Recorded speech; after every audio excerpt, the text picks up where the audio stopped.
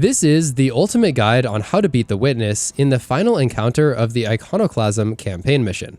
This video is going to provide tips and explanations for all of the mechanics so that anyone can beat this encounter, even if you're an inexperienced player playing on legendary difficulty. When you first enter the room, the Witness reveals its first major mechanic. After charging up these massive shards, it unleashes something called the Witness's Shater. This is a massive attack that will just instantly one-shot you. It's very easy to avoid this first attack by just seeking cover, but the Witness will continue using this repeatedly throughout the entire encounter, and it becomes harder to evade it over time.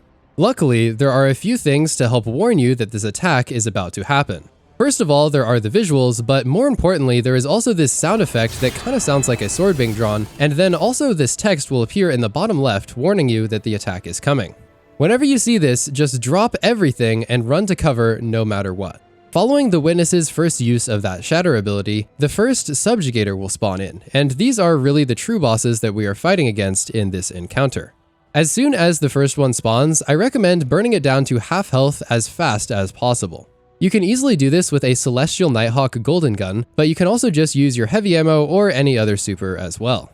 You'll want to be sure to bring some sort of high damage and long range option here, but basically anything can work, whether it's a rocket, sniper, linear, or LMG. If you find that the ads are causing you trouble, you can clear them out at this time, but it's not strictly necessary, especially if you're using a loadout like Celestial Golden Gun. Once he reaches half health, the boss will put up a health gate shield. You'll need to get close to this little orb and then shoot it in order to gain access to this area at the back of the room, and there you will find a relic. You can pick up the relic and then bring it back outside. At this time, the Witness will continue using its Shatter attack, so be sure that you're constantly paying attention to the bottom left corner of your screen so that you know when to seek cover. The Witness will also teleport to different areas of the room when unleashing this attack, so it is pretty important to keep track of the Witness's location in order to stay safe from the Shatter projectiles. Anyway, now that you're out in the main room again with your Relic, you will need to use the Relic's super ability in order to bring down the shield on the Subjugator boss. You can very easily die here because there are a lot of enemies and also the stasis slow mechanics that can trap you, so just take your time and make sure that you do this safely.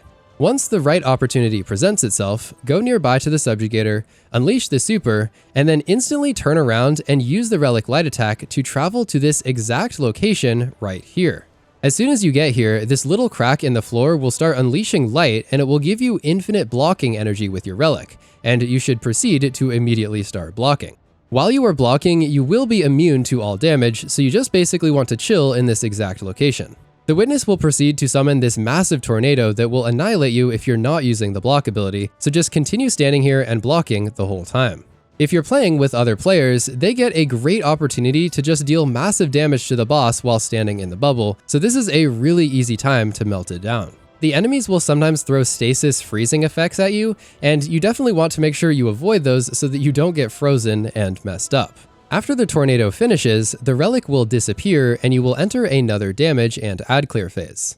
This is often a good time to activate your Transcendence for bonus damage and also get access to your grenade and extra ability energy to burn down the Subjugator. Personally, I used a linear fusion for this, but like I said, basically any ranged heavy or special will be able to get the job done with varying degrees of success. During this time, the Subjugator will also start to spawn stasis crystals. If one appears nearby, definitely evacuate that area immediately, because when he shatters the crystals, they do massive damage to everything nearby. Basically just continue moving around the room and playing it safe until you eventually take down all of his health. After you defeat the Subjugator, a sword will spawn in the back of the map. Just travel over here, pick it up, and then use the sword to wipe out all of the Taken that are spawning in the surrounding area. Afterward, go smash this thing in the front of the room and then hold to embrace the darkness. You can take a breather at this point because there's no pressure here, but when you're ready, you can use the sword to smash one of the veiled statues that is being marked. This is the conclusion of the first phase, and from here on out, things start getting really interesting. When you exit the darkness area, you'll notice that there are now many more of the floating orbs. You will need to be shooting one of these like clockwork every 45 seconds. You'll notice that shooting one of these will give you the buff at the top of the screen called Shielded from the Darkness, and while you have this buff, you will be safe. However, if you forget to refresh your buff by shooting one of the orbs, you will immediately become poisoned and start taking massive damage. On the bright side, the poison is not actually capable of killing you, but it will bring you down to like 5 health and then you will be incredibly vulnerable. So in order to stay safe, just try to keep track of the buff and keep refreshing it over time. At this point, there will also be more ads and yet another Subjugator boss. This one will have Strand instead of Stasis, so basically just steer clear of all of the green stuff, and that will ensure that you're not getting tossed around the room by his abilities.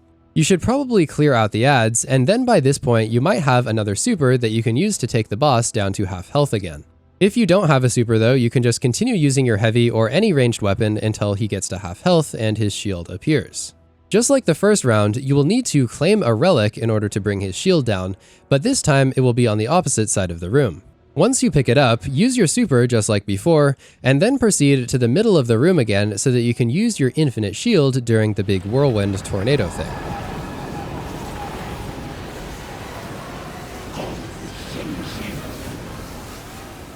After that concludes, you can start clearing ads, but the most important thing you'll need to do as soon as possible is to shoot one of the balls so that you can charge your Transcendence, unless you just happen to have it charged already. Alternatively, you can also just blast the immune enemies because there is a bonus that will give you tons of energy towards your Transcendence. It's important to do this because there are a bunch of enemies that can only be damaged with Transcendence, and they will probably cause a wipe if you don't deal with them pretty fast. After you do this, you can also just continually go and recharge your Transcendence here, so this kind of makes you very powerful for the rest of this phase. Just like last time, once you defeat the boss, you'll need to pick up the sword and swipe away at some Taken, and then embrace the darkness once again. One of the other statues will ask you to destroy it, and then you'll be teleported back into the main room again. Here, you will find an extremely weak Subjugator that you can just instantly delete, and then you'll want to rush over to the sword as fast as you can. All of the NPCs will also join the fight at this time to help you out. Use your sword on the Taken, smash the thingy, and return to the darkness one final time.